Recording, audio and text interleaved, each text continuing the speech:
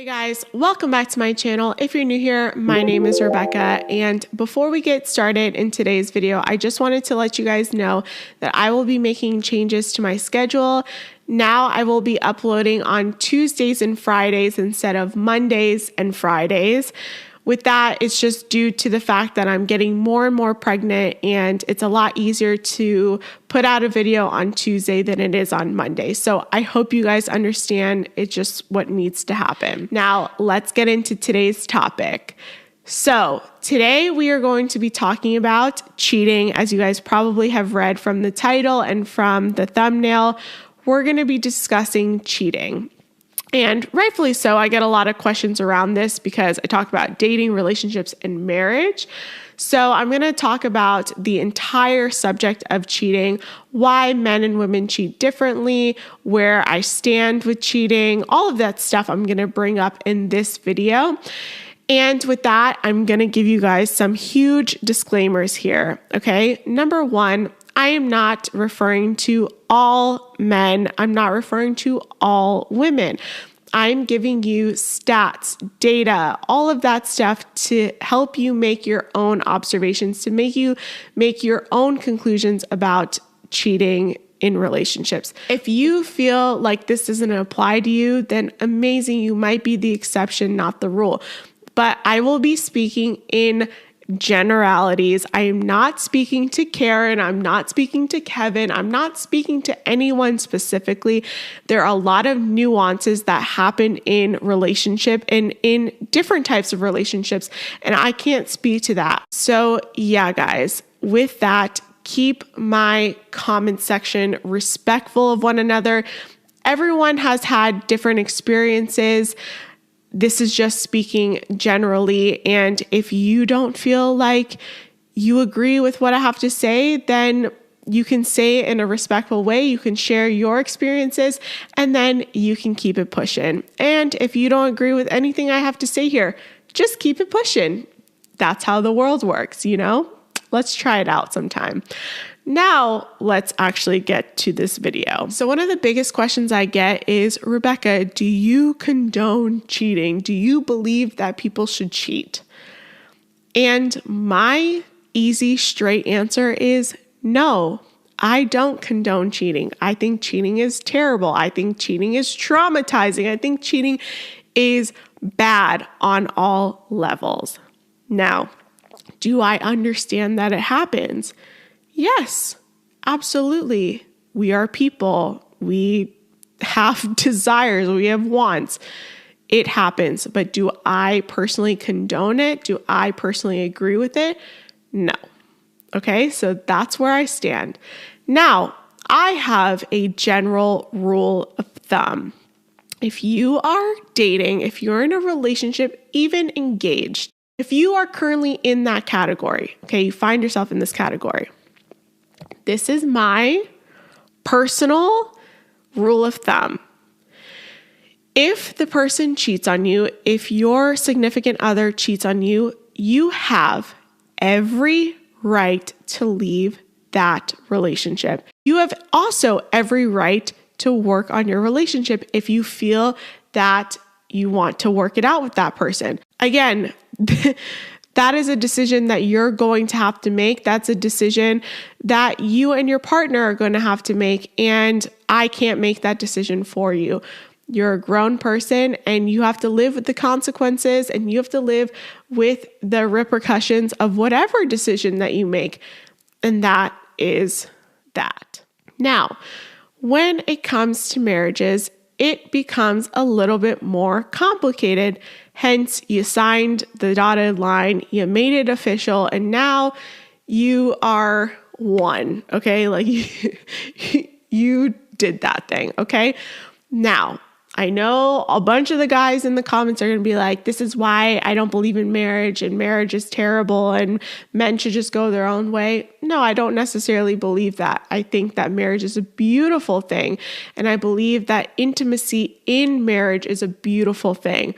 But cheating does occur, infidelity does occur, and we can't ignore that it occurs in relationships. Before I jump into the reasoning why people do what they do, we need to come to the conclusion that men and women are biologically and chemically different. If we don't come to that conclusion, if we don't understand that biology has a huge play and a huge role in this, then this conversation is definitely not going to jive with a lot of you.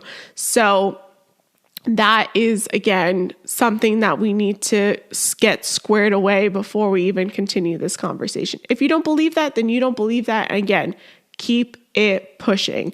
But for people that understand that men and women are different chemically, biologically, emotionally, physically, we are different, then let's continue this conversation. So this is according to Psychology Today, which is an online psychology publication. It says, when women cheat, there's usually an element of romance, intimacy, connection, or love.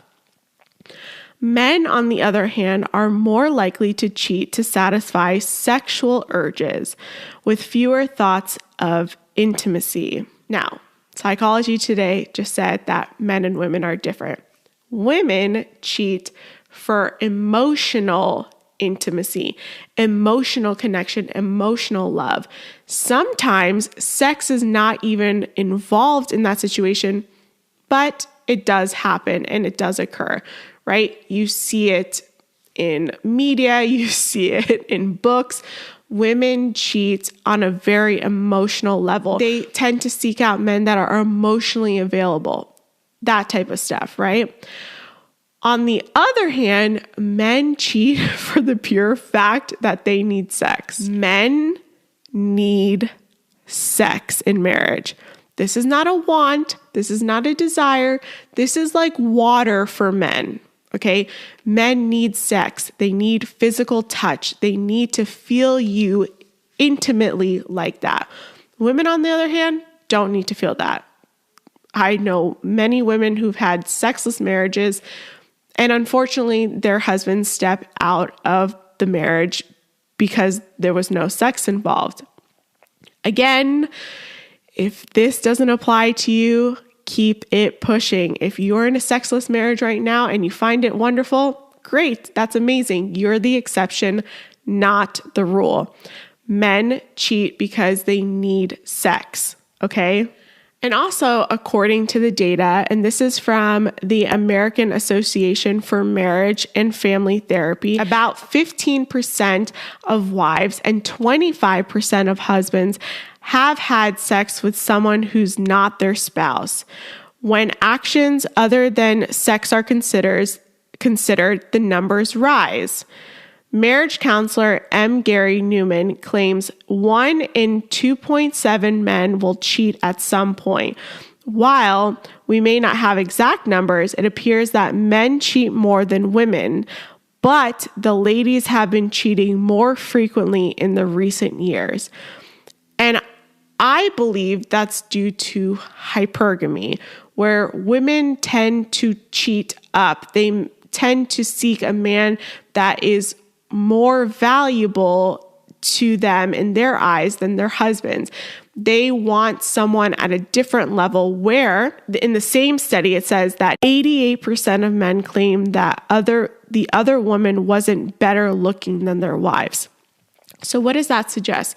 It suggests that men don't necessarily need to have sex with someone that is better than their wives. Usually when you see an infidelity case, the wife finds out that the husband cheated on her with someone that's uglier than her, doesn't meet the same level as her. Men can compartmentalize sex. They can compartmentalize relationships. They can compartmentalize work. Whereas women, everything is intertwined. Everything is an emotional response. And for the most part, not all women, but a majority of women, our lives are very complex. We have a lot of interpersonal relationships, and we have a lot of things that we digest on a daily basis. But men, on the other hand, if they have sex with a woman, it's purely sex. And when women have sex with another man that's not her husband, it's an emotional response. It's a very intimate thing. This is primarily why I believe, again, this is not the stats, this is not anyone else. This is why I believe when women cheat, it's almost hurts more for everyone involved because there was an emotional attachment involved. There was an emotional element involved, where men, on the other hand, sex was purely sex, and it was, not necessarily an emotional thing. And this is why I believe that a lot of men don't leave their wives for their lovers, while women will leave their husbands for their lovers, because there is an emotional element when women cheat. So again, I think that when women cheat, it becomes much more of a problem than when men cheat, because there is that emotional attachment involved. Does it make it right? No. Does it make any of it right? No. I don't think that cheating should happen in relationships. I think that there has to be a level of discipline between men and women. And I think that men need more discipline in their lives when it comes to that.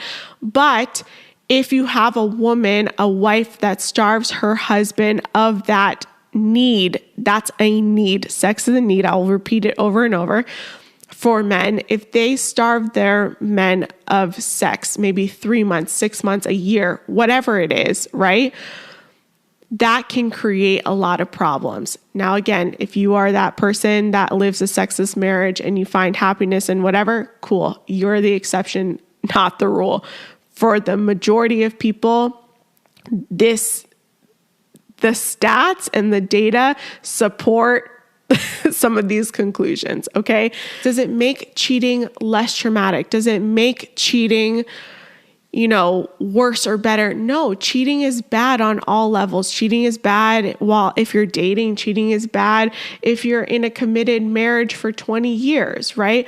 But I personally believe that people can work through infidelity, especially if it's happened once, right? If it's happened multiple times, that becomes a little bit more difficult and more challenging to navigate through. And at that point, there is an exit plan.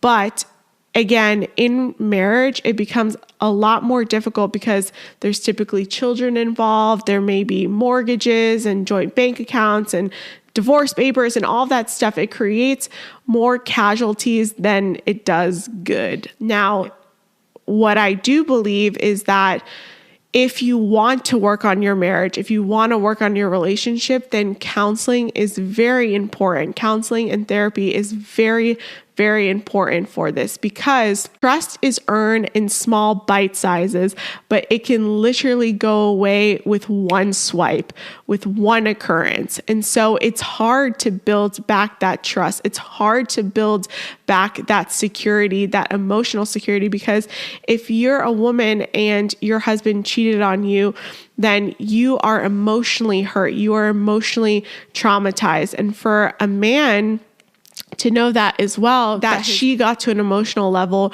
where she no longer sees him as an adequate partner. So yes, there is a lot of trauma involved, and trust is very hard to earn back. But I believe it can be earned back, because I've seen it personally in my parents' relationships. I've seen it in the people that I do counseling with. It didn't happen overnight, and you're not going to resolve it overnight. It requires a lot of work from both sides. And it's hard when you are the person that was cheated on. There's a lot of trust, there's a lot of trauma, and there's a lot of things that need to be done in order to rebuild and restore that marriage or that relationship. But it can be done through counseling, through therapy, through individual therapy, and through group and marriage counseling together. I find that that is very important. And also bringing these things up to the light, bringing transparency to them, and also having courageous conversations around them, right? Why that person felt the need to step out. What happened? How could we fix it? Get to the root cause of that problem. Get to the root cause of the issue. So you need to actively be speaking your partner's love language. If your partner's love language is physical touch, for most men it is, then you need to then as a woman, you need to be hugging them, you need to be kissing them, you need to be showing physical affection to them. If you're a woman and your love language is quality time, right? As a husband, you should know that you should schedule dates, you should schedule date nights, you should have quality time with each other where you are spending time without any other distractions and you're just focusing on the relationship. We need to understand what our partner's love language is. If you don't understand what your partner's love language is, you'll speak the wrong love language for a majority of your relationship and realize that both of your love tanks have been depleted over time. So my solution here is to understand what each other's love language is, to speak each other's love language, and to also seek therapy and counseling. You don't have to get to a point where you guys are on the verge of divorce to get counseling. You don't have to be at that point. Intimacy in marriage is amazing, but we need to get to a point where we're actually working on our marriage. We are active participants in our marriage. In order to keep it going, complacency will kill a marriage. Complacency will lead to things like infidelity and eventually divorce. So that is one of my biggest takeaways, guys. Learn to speak your partner's love language. Be an active participant in your marriage, in your relationship. And if counseling is needed, seek therapy, seek counseling. So that is where I stand on cheating. I hope that this helped someone understand. I will link all of these resources down below for you guys to check out, for you guys to have access to. There are a few articles here, but I hope you guys enjoyed this video. If you did, please give it a big thumbs up, subscribe down below, and I will see you in my next video. Bye, guys.